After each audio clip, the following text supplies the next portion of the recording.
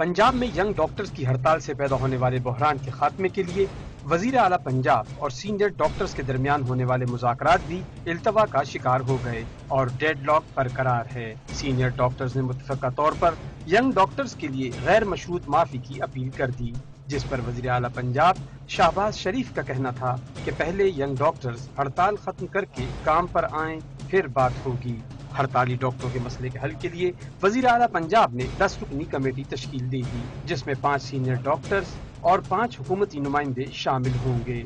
Committee में हुकूमत की जानिब से Rana Sanaullah, Khawaja Salman Rafiq, senator Pervez Rashid, chief secretary और सेक्रेटरी सहित शामिल हैं। इससे पहले आज भी पंजाब भर के डॉक्टर्स सरापा एहतजाज रहे। जनरल अस्पताल में सीनियर्स के साथ होने वाले मुज़ाकरात में यंग डॉक्टर्स ने एक बार फिर अपने मुतालबात पूरे न होने तक हड़ताल जारी रखने का ऐलान किया।